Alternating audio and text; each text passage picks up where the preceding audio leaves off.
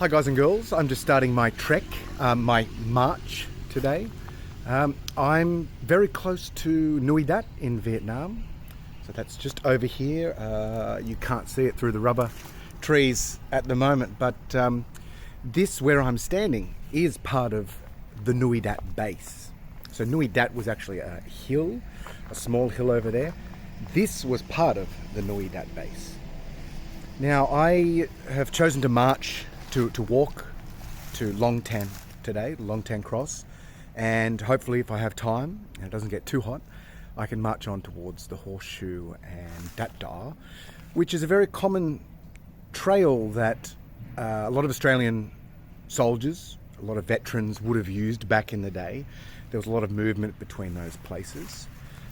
There was a lot of missions from here scouting in the forest, so and the jungles and the plains at the time, so the farmland. But I wanted to do this particular march, particularly walking from Nui Dat to Long Tan, to see what the route that they would have taken on the day when they went out on the day of the Battle of the Long Tan. And I lived here. I actually was lucky enough to live in Vietnam for 12 years. In total, but I also lived in Baria City, which is very close to here, 8 kilometers away. I was fortunate enough to get work, and I spent a lot of time here and explored a lot, but I never did the walk from Nui Dat to Long Tan. So I'm looking forward to doing that today and sharing with you a few little snippets of some vestiges, some remnants, some leftovers from the Australian time, the Australian presence in this area, and our shared history with the Vietnamese people in this area that you can still see today. I'm starting my walk today from this bunker. So this bunker is one of the better remnants of the Australian presence here at Nui Dat, and it was a communications bunker for the artillery. So this was the bunker was here, heavily fortified on top. It would have been in the past, and obviously not so caved in. But over here, just to the south and the southeast of this bunker, that was where the artillery were. And you can actually see, if you look over there, it's hard to see with the camera, but if you're here and if you're walking around, you can actually see mounds left over from the artillery, from the actual fortifications where they had the guns. Now this was very heavily fortified because obviously this was really important, crucial in fact, because having the artillery was one of the main, I guess that is the reason why we had such a huge presence in this area, and we were so powerful and effective in a lot of the work we did, was the artillery. So the Battle of Long Tan, the artillery, that saved us. That's how we got through that battle. That's how we saved the base, the artillery. So the bunker here had to be heavily fortified to do that. That was crucial to our operations, and so it was going to be heavily targeted by the enemy. So I'm going to continue walking through these leaves, keeping an eye out for any slithering nasties. Although I have spent a lot of time here in the past, I don't think I've seen any snakes here.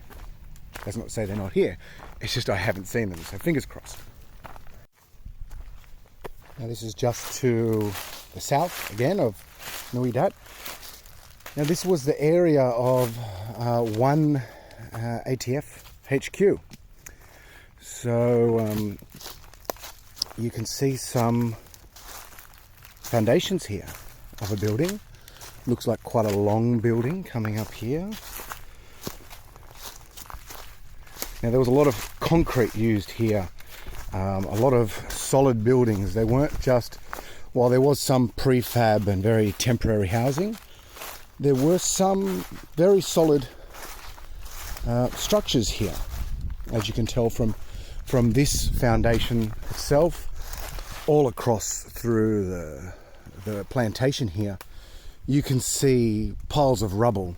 And particularly in that field, a bit further beyond there, they're growing bananas right now. They also grow many other things like tapioca.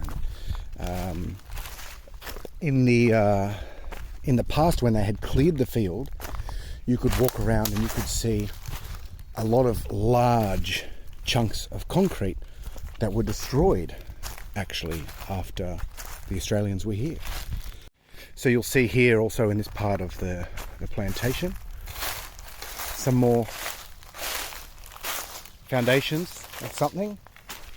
And actually here, this is quite common to see large concrete footings that were once part of a building. And if you look up this line of trees, you can see a few more scattered along there. Now, I don't know how good this is picking it up. There's one actually right through there as well, quite a large one. And so if you didn't know what they were, you probably wouldn't recognize them.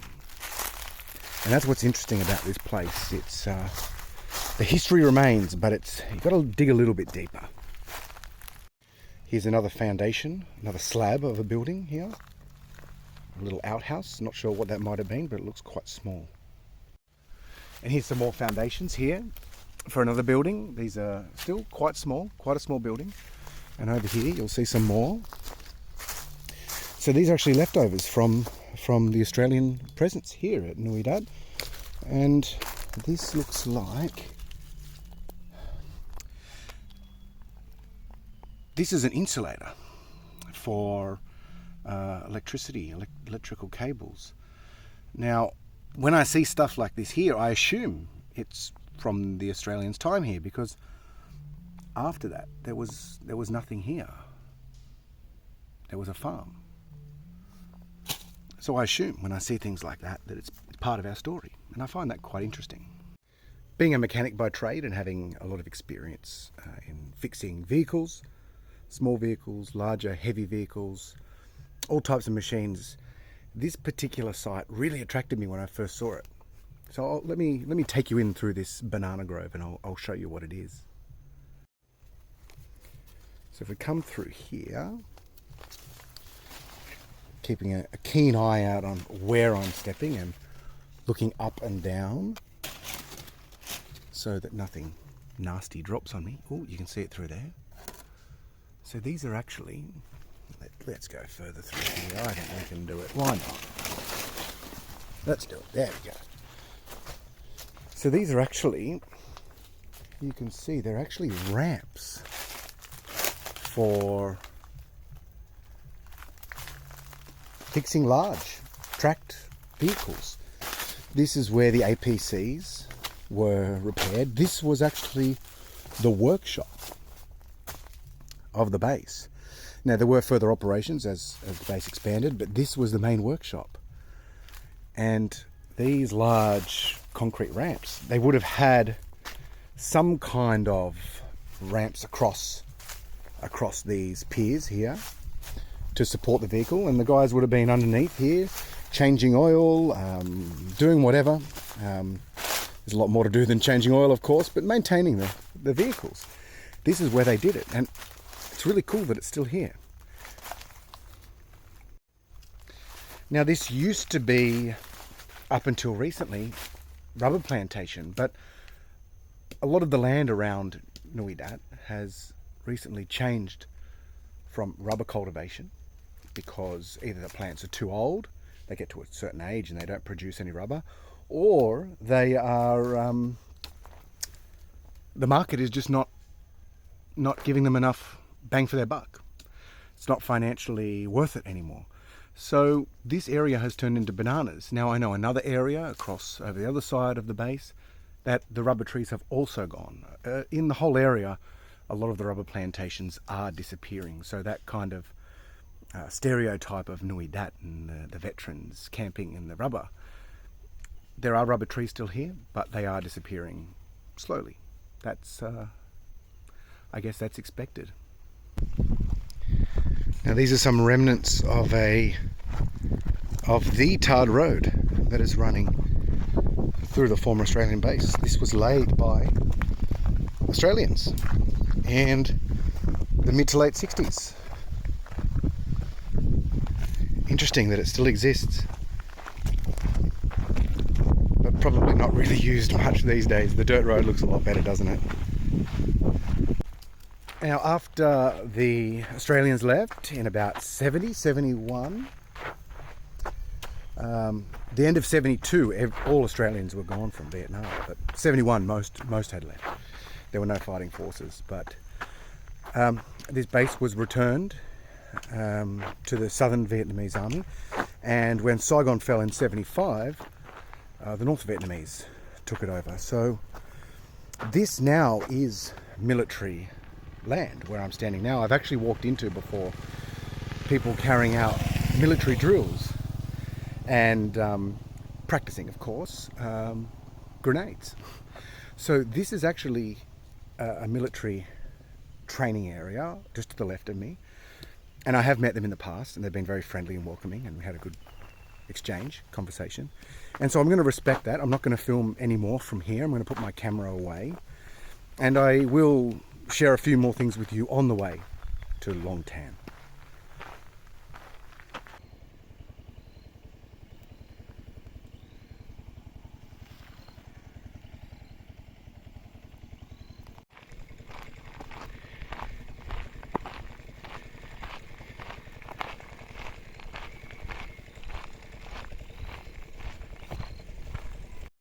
So this is Rowes Lagoon, or Rose Lagoon, R-O-W-E-S from memory.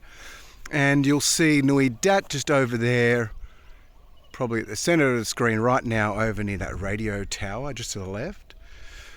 And over here you'll see the Yin Mountains.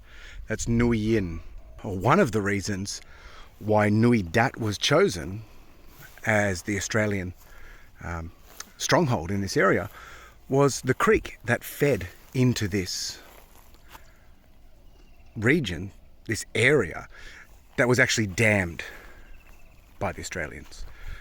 And then that ensured a reliable water source, particularly in the dry season. Things can get pretty dry here. But yeah, this dam and this lagoon and lake was built by the Australians about 60 years ago. Now, I do have some, not really bad news, but some news for you. This area has changed quite a bit. It was like this last time I was here, but when I first came to live in this area, this street, it was a grand boulevard.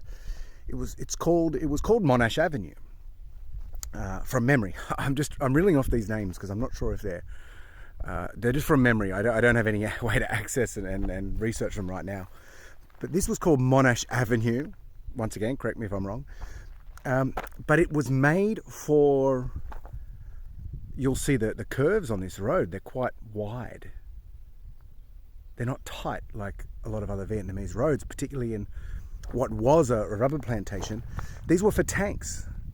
So just in the distance above me, that was where the tanks were eventually, when the Australians had tanks here at Nui Dat. And this road was, up until last year, it was lined by rubber plantations, and it was a grand boulevard. It was, you'll see up here, it's long, it's wide. It was in really good condition for a dirt road. And now you can see the rubber trees have gone, and the wide curve for the tanks to follow around so they don't screw up the soil and the road, and some Australian rubble.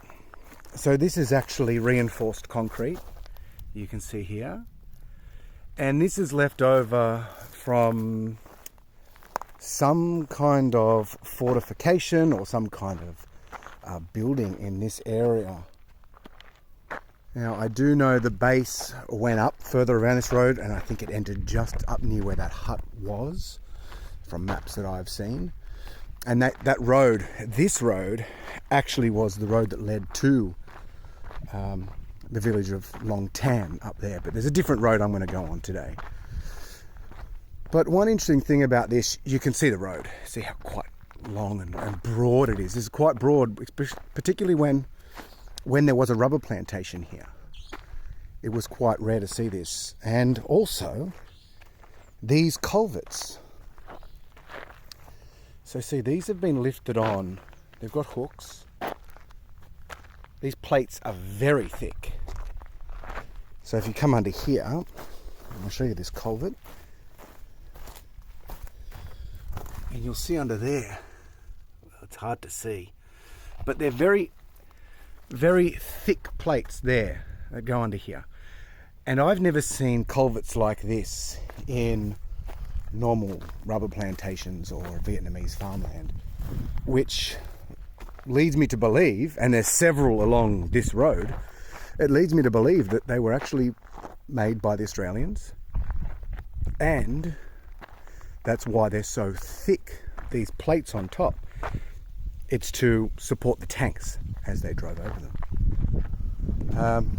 If you were here at that time, let us know.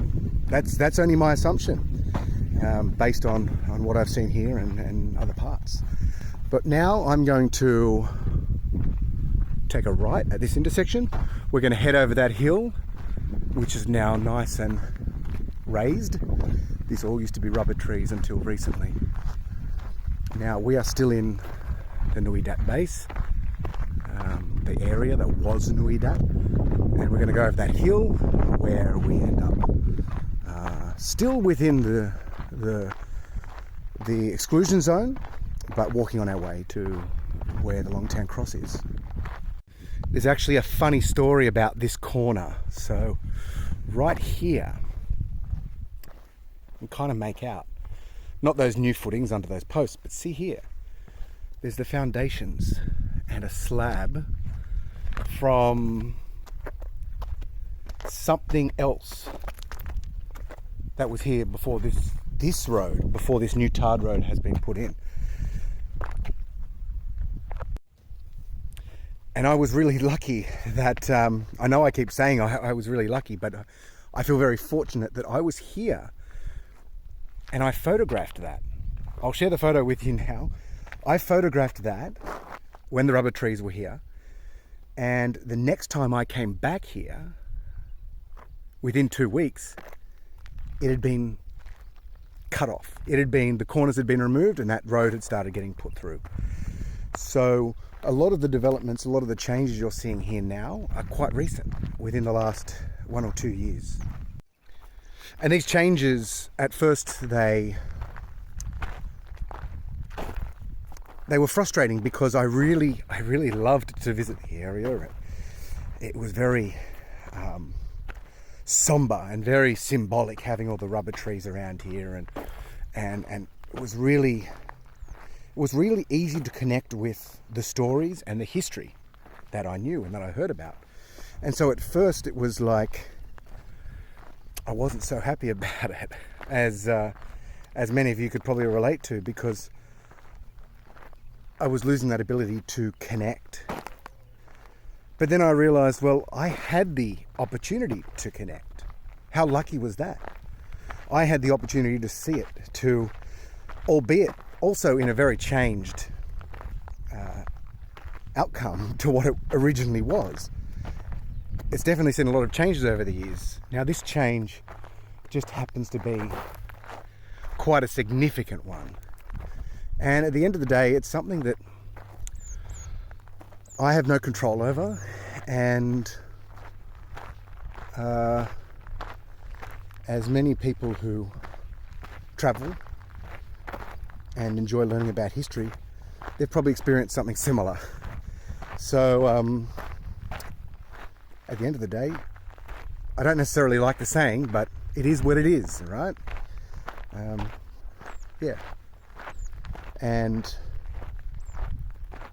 that's also important, to recognize a new chapter, a big change, and dealing with that, whether you like it or not. No, that's not saying that all change is for the best, because we all know that's not true. But some changes are difficult, and people have dealt with much bigger changes than I have. I mean, this change for me is very superficial, isn't it? Compared to the changes that happened for the men who came here in the mid and late 60s. The changes for them, this change for me, pales in comparison to what they had to go through. So this vantage point up here is just amazing. And actually, now with the rubber trees not here, you can see quite a lot, where in the past this would have all been covered by foliage and trunks and shade. A different kind of view. So over there, that little hill right there, that is the Nui Dat, the dirt mountain or soil mountain. That's the translation of Nui Dat. Nui is mountain or hill, and Dat is literally dirt or soil. And you'll see over beyond Nui Dat there's another hill that is often mistaken for Nui Dat. That's actually Nui Ngeh, and that's up near the town of Suinghe, up towards Benbar. You've probably heard of Benbar. That's a little bit.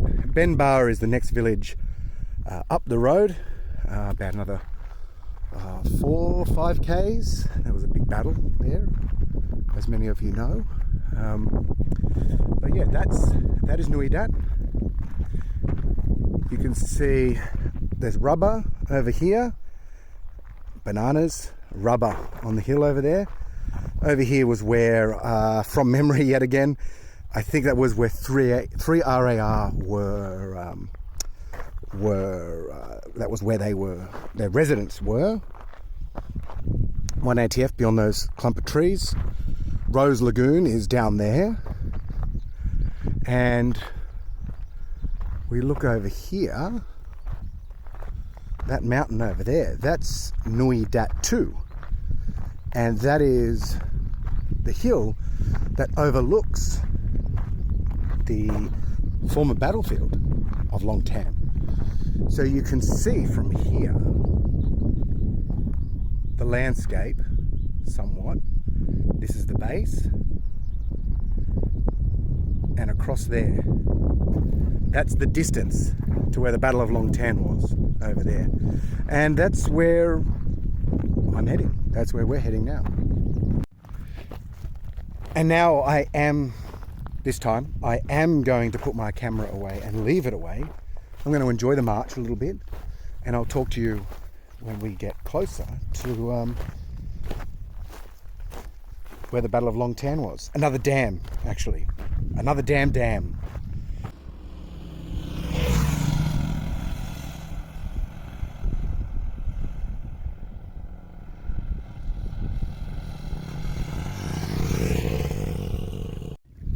So for those who don't really know the complete story, so the Battle of Long Tan was, I think it began at about 4 o'clock in the afternoon. Now it was a consequence or a repercussion of the night before. The Australian base back at Nui Dat was being bombarded by some rockets, some small rockets, but they were being shot in from somewhere in this area. They weren't really sure, and so the next day a patrol was sent out into the field to find out where they were getting fired upon and if anyone else was around or if there was any enemies to have to take care of. And that led them to walk across from the base, across what was the kind of swamp and no man's land in the past, to cross this stream. And they actually found around about here, there was a mortar position, around about where that white house is. There was a mortar position, and they were firing rockets into Nui Dat, into the base. And so once they found that position, they then called on backup to come out from the base and continue on from there to search in the field for what they thought was a few, maybe a dozen enemy at the time. It's funny because the only thing that really you can know that about this landscape, there's no evidence of that. You can't see anything. If you didn't know it happened, there's no clues that happened here. It's all just passed down through stories. His story. So sometimes we use infrastructure to do that. Sometimes we have concrete relics, like you saw at the base before, and things like that. Sometimes memorials. Architecture is a great way of passing on stories. But in this circumstance, all it is a story. So I look at this landscape, I'm looking at this landscape in wonder and marvel and imagining what happened. That guy over there on the boat, or those two guys over there fishing, they've got no idea because they don't know the story. There's no evidence to show them.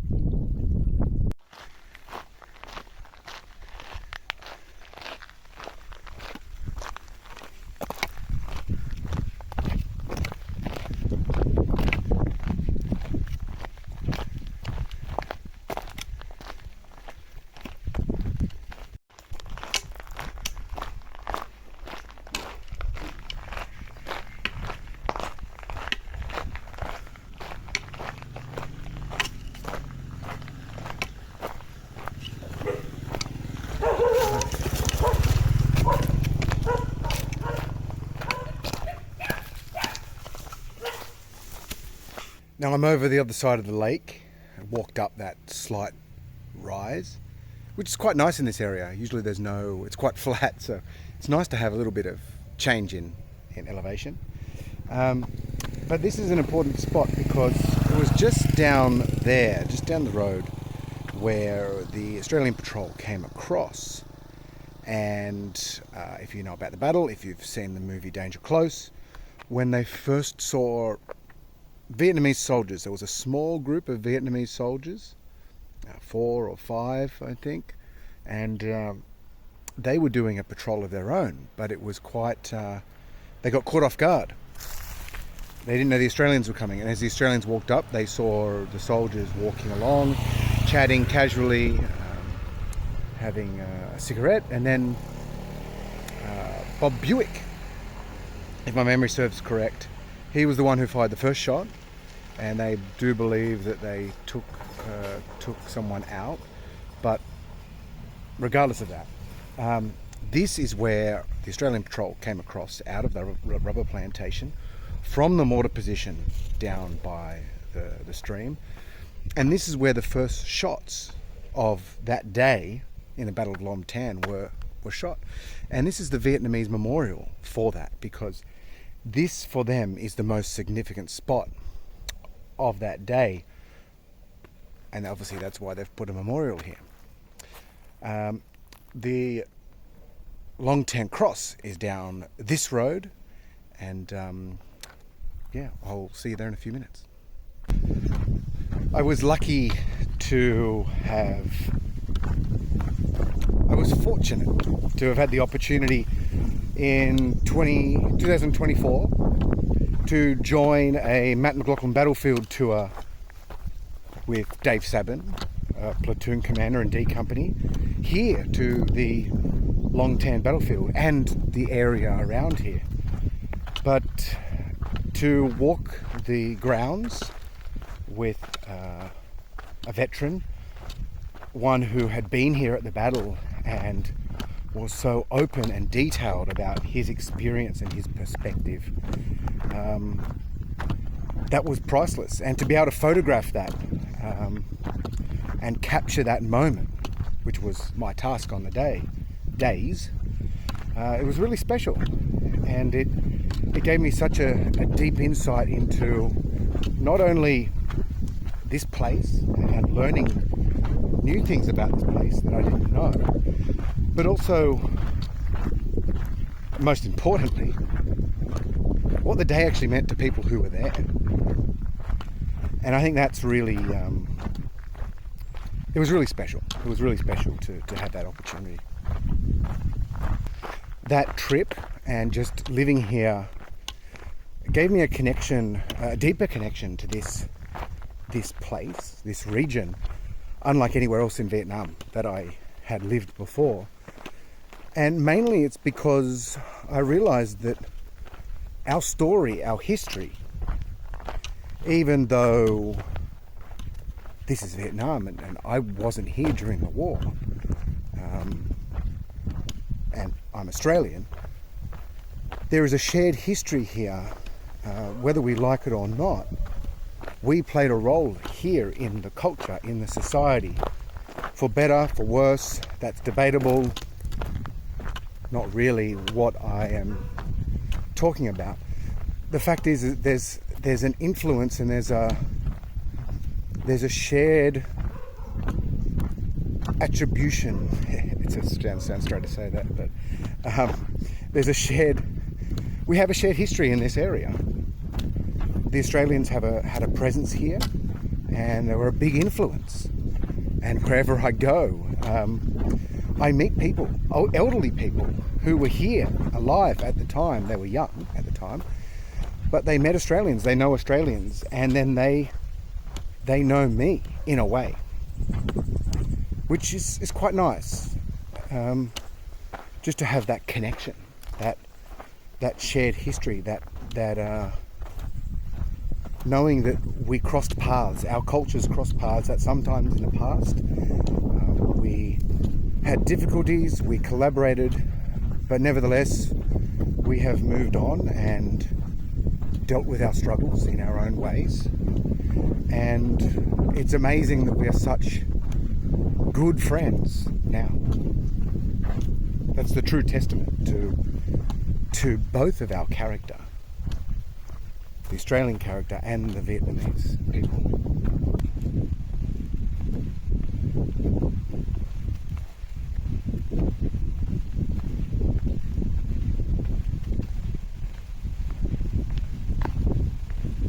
This is the Long Tan Cross in Vietnam. Now this is actually a replica. The original cross is in Canberra, but this cross was erected in the late 80s with the help of some veterans and the local People's Committee, and it's in the original spot, and it marks the spot where the Australians had come out after that initial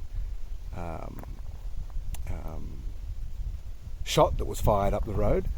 They had ventured in further through the rubber plantation, and they had made it to this spot, and by the narratives that happened on the day, there was a clearing in the rubber trees just here, and so the soldiers had stopped, a platoon had stopped just here, and suddenly bursts of fire opened upon them, and so they dropped to the ground in this place, and this is where they were hunkered down for around about an hour with other platoons in the distance over there, 1, 2, and over here behind them.